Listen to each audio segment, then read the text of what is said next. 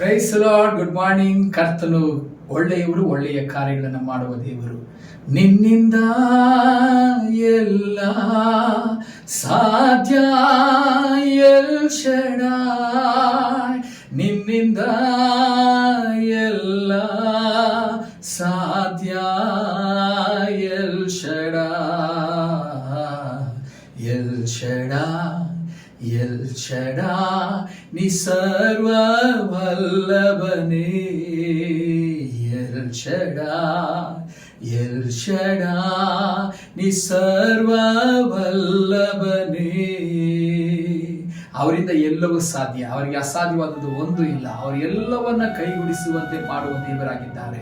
ಇವತ್ತು ಅದಾಗ್ತಾ ಇಲ್ಲ, ಇದಾಗ್ತಾ ಇಲ್ಲ, ಅದು ಮೇಲೆ ಬರ್ತಾ ಇಲ್ಲ, ಇದು ಮೇಲೆ ಬರ್ತಾ ಇಲ್ಲ, ಈ ಕೆಲಸದಲ್ಲಿ ಕಾರ್ಯ ಸಾಧಿಸ್ಲಿಕ್ಕೆ ಆಗ್ತಾ ಇಲ್ಲ, ಈ ಕೆಲಸ ನನ್ನ ಕೈಗೂಡಿಗೆ ಬರ್ತಾ ಇಲ್ಲ, ಮಕ್ಕಳಿಗೆ ಮದುವೆ ಆಗಿ ಮಕ್ಕಳಾಗದಿದ್ದ ಇದ್ದಾರೆ, ಮಕ್ಕಳು ಹೆರುವಲಿಕ್ಕೆ ಆಗ್ತಾ ಇಲ್ಲ, ಕಷ್ಟ ಆಗ್ತಾ ಇದೆ, ಅಭಾಷಣ ಮೇಲೆ ಅಭಾಷಣ ಆಗ್ತಾ ಇದೆ, ನಾವು ಆಶೀರ್ವಾದವನ್ನು ನೋಡ್ಲಿಕ್ಕೆ ಆಗ್ತಾ ಇಲ್ಲ.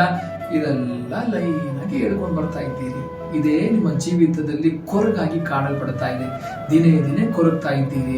ಅಯ್ಯೋ, ಮಗ ಮದುವೆ ಆಗಿ 8 ವರ್ಷ ಆಯ್ತು, 10 ವರ್ಷ ಆಯ್ತು, ಯಾವುದು ಕೂಡ ಕಾರ್ಯಸಿದ್ಧಿಗೆ ಬರ್ತಾ ಇಲ್ವಲ್ಲ, ಮಗನಿಗೆ ಮಕ್ಕಳಾಗ್ತಾ ಇಲ್ವಲ್ಲ, ಏನೋ ಒಂದು ಕೊರತೆ ಇದೆ, ಇನ್ನೊಂದು ಮದುವೆ ಮಾಡ್ಬಿಡೋಣ ಮಗನಿಗೆ.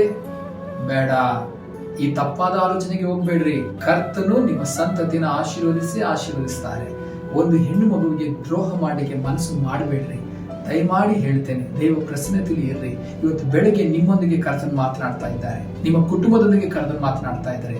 ಏನ್ ಗೊತ್ತಾ, ಯೋಬನ ಜೀವಿತದಲ್ಲಿ ಕರ್ತನ ಅದ್ಭುತ ಮಾಡಿದ ಹಾಗೆ ನಿಮಗೊಂದು ವಾಗ್ದಾನವನ್ನು ಮಾಡ್ತಾ ಇದ್ದಾರೆ. ಯೋಬನ ಪುಸ್ತಕ 42ನೇ ಅಧ್ಯಾಯ ಅದರ 2ನೇ ವಾಕ್ಯ ನಿಮಗೋಸ್ಕರವಾಗಿ ನಾನು ಓದ್ತೇನೆ. ನೀನು ಸಕಲ ಕಾರ್ಯಗಳನ್ನ ನಡೆಸಬಲ್ಲಿ ಎಂತಲೂ ಯಾವ ಸಂಕಲ್ಪವೂ ನಿನಗೆ ಅಸಾಧ್ಯವಲ್ಲವೆಂತಲೂ ತಿಳಿದುಕೊಂಡೇ ಇದ್ದೇನೆ. ನೋಡಿ, ದೇವರ ವಾಕ್ಯ ಹೇಳುತ್ತದೆ, ನೀನು ಸಕಲ ಕಾರ್ಯಗಳನ್ನು ನಡೆಸಬಲ್ಲಿ ಎಂತಲೂ ಯಾವ ಸಂಕಲ್ಪವೂ ನಿನಗೆ ಅಸಾಧ್ಯವಲ್ಲವೆಂತಲೂ ತಿಳಿದುಕೊಂಡೇ ಇದ್ದೇನೆ.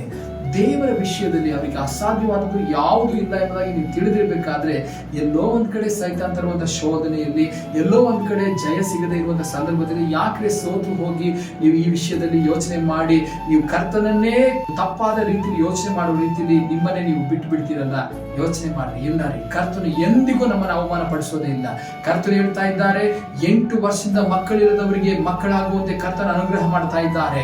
15 ವರ್ಷದಿಂದ ನಿಮ್ಮ ಮಗ ಮಕ್ಕಳಿಲ್ಲದೆ ಕಷ್ಟಪಡ್ತಾ ಇದ್ದಾನಲ್ವಾ, ಸೊಸೆಯನ್ನ ಬಂಜಿಯಿಂದಾಗಿ ಹೇಳ್ತಾ ಇದ್ದಾರಲ್ವಾ, ಈಗ ಕರ್ತನು ಆ ಗೊಡ್ಡು ಮರವನ್ನ ಗರ್ಭವತಿ ಆಗುವಂತೆ ಮಾಡಿ ಇದೇ ದಿನದಲ್ಲಿ ಮುಂದಿನ ವರ್ಷ ಒಂದು ಗಂಡು ಮಗುವನ್ನ ಕೈಯಲ್ಲಿರುವಾಗ ಕರ್ತನ ಅನುಗ್ರಹಿಸ್ತಾ ಇದ್ದಾರೆ. ಆತನಿಗೆ ಅಸಾಧ್ಯವಾದದ್ದು ಒಂದು ಇಲ್ಲ. ಆತನು ಎಲ್ಲವನ್ನು ನಡೆಸಲಿಕ್ಕೆ ಶಕ್ತನಾಗಿದ್ದಾರೆ. ಗರ್ಭ ಫಲವು ಯೆಹೋವನ ಸೌಭಾಗ್ಯವೇ. ಆ ಭಾಗ್ಯವನ್ನ ಕರ್ತ ನಿಮ್ಮ ಜೀವಿತದಲ್ಲಿ, ನಿಮ್ಮ ಮಕ್ಕಳ ಜೀವಿತದಲ್ಲಿ, ನಿಮ್ಮ ವಂಶದಲ್ಲಿ, ವಂಶದ ಪರಂಪರೆಯಲ್ಲಿ ಸಂತತಿನ ಹೆಚ್ಚಿಸುವುದಕ್ಕೆ ದಯಪಾಲಿಸ್ತಾ ಇದ್ದಾರೆ.